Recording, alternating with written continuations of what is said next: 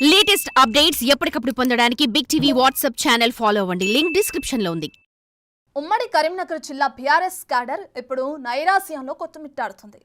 జిల్లాలో BRS working president KTR తో పాటు 5గురు గెలిచిన ఎమ్మెల్యేలు ఉన్న గులాబీ శ్రేణులని నడిపించే నాదుడే కరువవటంతో స్థానిక సంస్థల ఎన్నికల్లో పోటీ చేయాలంటేనే అక్కడి నాయకులు భయపడుతున్న పరిస్థితి నెలకొంది. పార్టీ సంస్థాగత నిర్మాణం లేకపోవటమే ఆ పరిస్థితికి కారణమంటున్నారు. మరి ఇప్పటికైనా కమిటీలో ఇస్తారా లేక అలాగే కాలం వెళ్లదీస్తారా అనేది బీఆర్ఎస్ క్యాడర్కి ప్రశ్నార్థకంగా మారింది. తెలంగాణ ఉద్యమంలో కీలక పాత్ర పోషించి 2 సార్లు అధికారంలోకి వచ్చి రాష్ట్రాన్ని 10 ఏళ్లు పాలించిన బీఆర్ఎస్ ను సంస్థాగతంగా బలోపేతం చేయడంపై గులాబీ బాస్ ఎప్పుడూ దృష్టి పెట్టలేదు. పార్టీ మనుగడకు తన ఇమేజ్ సరిపోతుందన్నట్లు వన్ మ్యాన్ షో చేస్తూ కాలం వెళ్లబుచ్చారు. మొదటి నుంచి ఉద్యమ నేతలు ఆ పార్టీకి వెన్నెముకగా నిలిచారు. రాష్ట్రాన్ని తెచ్చారన్న గౌరవంతో ఆ పార్టీకి ఊడిగం చేశారు. అలాంటి నిజమైన ఉద్యమకారులకు పార్టీలో ఎలాంటి ప్రాధాన్యత ఇవ్వకుండా కేసీఆర్ పక్కన పెట్టేశారు.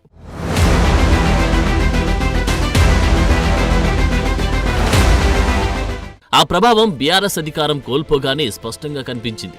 ఉద్యమం సమయం నుండి 10 ఏళ్లు అధికారంలో ఉన్నంత వరకు ఎదురు లేనట్లు వ్యవహరించిన గులాబీ పార్టీ పెద్దలకు వరుస షాకులు తగలడం మొదలుపెట్టాయి. గద్దె దిగి ఏడాది కాకముందే బీఆర్ఎస్ శ్రేణుల్లో నైరాశ్యం నెలకొంది. ఉమ్మడి కరీంనగర్ జిల్లాలో అసెంబ్లీ ఎన్నికల్లో 5గురు ఎమ్మెల్యేలు గెలిచిన పార్లమెంటు ఎన్నికల్లో ఘోర ఓటమి పాలై 3వ స్థానానికి పరిమితం కావడం బీఆర్ఎస్ పై తీవ్ర ప్రభావం చూపిస్తుంది. పార్టీ సెకండ్ క్యాడర్ అంతా కాంగ్రెస్ బీజేపీల వైపు జారుకుంటుంది.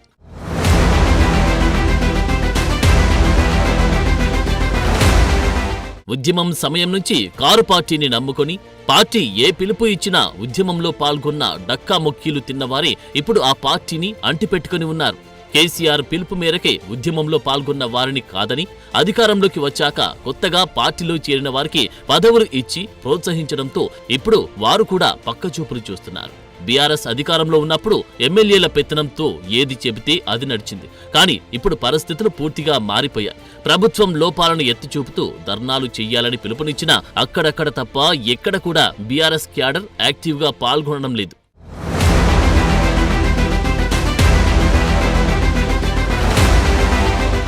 గత ఎన్నికల్లో కరీంనగర్, సిరిసిల్ల, కోరుట్ల, హుజురాబాద్, జగిత్యాలలో బీఆర్ఎస్ విజయం సాధించింది. తర్వాత పరిణామాలతో జగిత్యాల ఎమ్మెల్యే సంజయ్ కుమార్ కాంగ్రెస్ గూటికి చేరారు. జగిత్యాల జిల్లాలో ఒకప్పుడు అన్ని తానై వ్యవహరించిన ఎమ్మెల్సీ కవిత లిక్కర్ స్కామ్లో జైలుకు వెళ్లడంతో జగిత్యాల జిల్లాలో బీఆర్ఎస్ క్యాడర్ పూర్తిగా చెల్లాచెదురైంది.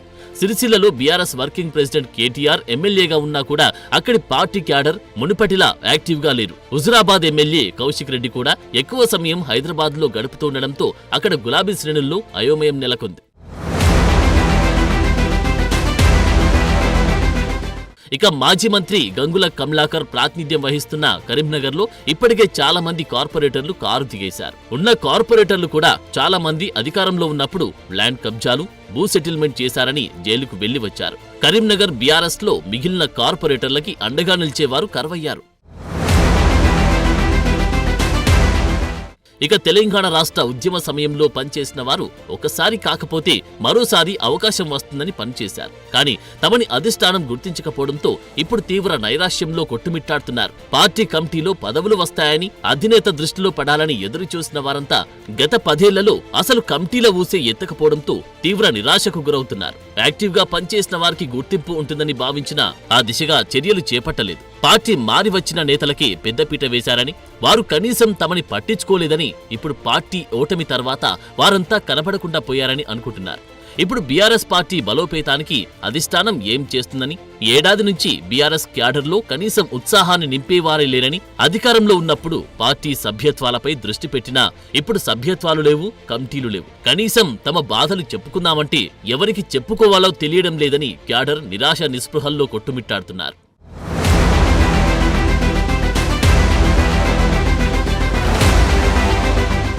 వరుస ఓటములతో కుంగిపోతున్న క్యాడర్ని తిరిగి యాక్టివ్ చేయడానికి కేసీఆర్ అందుబాటులో లేకుండా పోయారు. ఇటు చూస్తే కాంగ్రెస్ ప్రభుత్వ వైఫల్యాలపై పోరాటాల్లో కేటీఆర్ ప్రభావం చూపించలేకపోతున్నారని, పార్టీ వర్కింగ్ ప్రెసిడెంట్ గా ఆయన కనీసం క్యాడర్ కి దిశానిర్దేశం చేసే స్థితిలో లేరని క్యాడర్ స్వయంగా ఎత్తిపడుస్తుంది.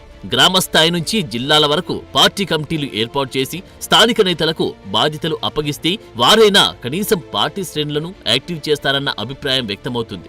లేకపోతే స్థానిక సంస్థల ఎన్నికల మీద ప్రభావం చూపి పోటీ చెయ్యాలంటేనే బీఆర్ఎస్ నేతలు భయపడే పరిస్థితి తలెత్తుతుందని గులాబీ శ్రేణులు ఆందోళన వ్యక్తం చేస్తున్నాయి. మరి బీఆర్ఎస్ అధిష్టానం యాక్షన్ ప్లాన్ ఎలా ఉంటుందో చూడాలి.